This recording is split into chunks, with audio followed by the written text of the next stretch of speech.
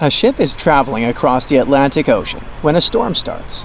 At first, the situation doesn't seem to be very bad, but soon, people on board the ship realize that the storm is intensifying. Waves are huge, and nothing can save the ship. It's starting to sink.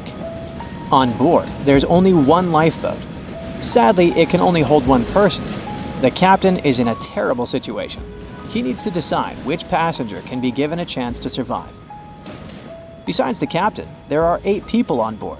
Some of them seem to be lovely, others look like villains. But you might not know the truth until it's too late. The first passenger is Alex, a 28-year-old talented artist. He's just had his first international exhibition and is boasting about that left and right. He claims to dream of inspiring the world with his art, but did I mention it's his shy twin brother who painted those masterpieces? And Alex just steals his shine? Next is 23-year-old Maria, who's 8 months pregnant. She's quite spoiled, often behaves unreasonably, and treats the staff on board badly. She's traveling home to her husband, but little does he know that the kid is not his, but his best friend's. And she's been cheating on him since forever. Though we can't let this innocent soul perish, can we? Despite his untidy appearance, this 65-year-old scientist, Professor Marcus, is a leading researcher in the field of gene therapy. He's working on a breakthrough that could save millions of lives, but there are skeletons in his closet too. It's been 15 years since anyone saw his wife, Judith. Does Marcus's scientific progress have something to do with the mysterious disappearance of his wife? Dr. Anna is 34 years old.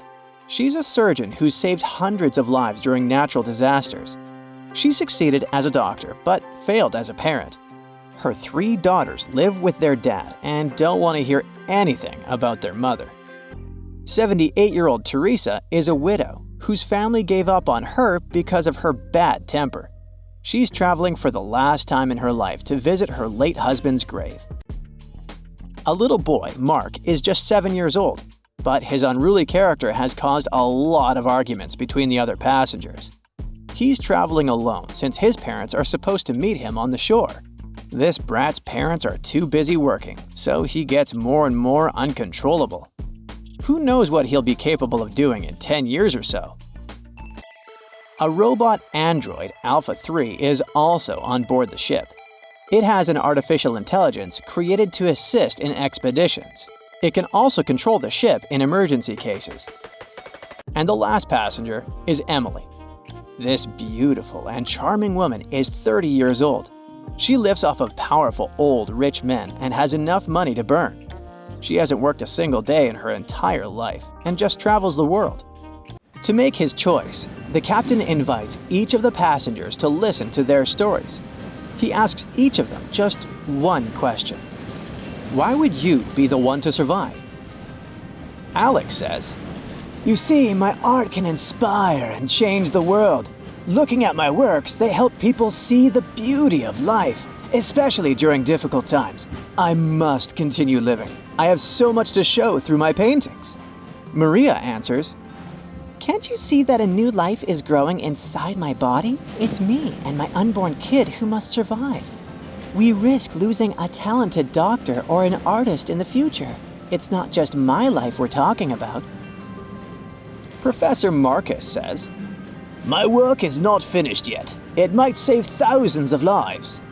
I'm close to a breakthrough and I need to live to make it." Dr. Anna says, "My hands save lives. I have proven many times that I can do the impossible in extreme conditions.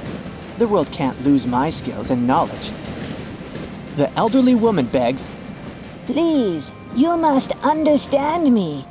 I might have lived a long life, but I want to see my husband's grave." Mark says, "I'm still a kid. My parents are waiting for me at home. I want to hug my mom and dad." Alpha 3 states that it was created to serve and help people.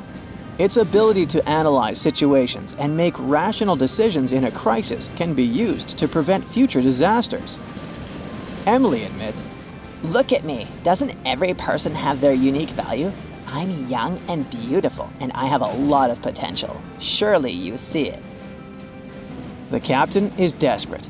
How can he, a mere mortal, decide who should live and who he should take this chance away from? After pacing his cabin and hitting the walls with his fists, he decides to, estimate passengers' value and see how useful they are. Alex, as a talented artist, can influence society through his art, providing inspiration for thousands of people who will see his masterpieces. But no one knows where his ego can bring him. Plus, remember who the real artist is. Saving Maria means saving her unborn child. But however cynical it may sound, the contribution of these two lives to the future of society is assumed, but not guaranteed. What if that child grows up to become a criminal? Professor Marcus can indeed provide significant benefits to society through his scientific research, but he isn't young. What if he doesn't live long enough to finish his work? Dr. Anna is a surgeon. She's already saved a lot of lives and will definitely continue to do so in the future. Her ability to provide immediate medical assistance in critical situations makes her one of the most valuable candidates for survival, since she can directly and regularly save lives. At the same time, she is a terrible mother, and it'll definitely influence the lives of her daughters. Teresa is living history and experience, but unfortunately, her ability to continue contributing to society is limited. In simple words, she's old, and we don't know how much time she has left. Mark is in a similar situation. He has the potential for a long and productive life, but his immediate contribution to society is limited. His survival is based on the potential for future contribution, which is difficult to estimate at the moment. Alpha 3 can provide valuable technical assistance and functional support, but as a robot, it does not add to human well-being directly. As for Emily, despite her beauty, her achievements are minimal. On the other hand, she's only dating wealthy and influential people, and thus has a lot of influence on society of her own. Now, from the perspective of how much profit each of the passengers can bring, saving Dr. Anna seems to be one of the most logical choices.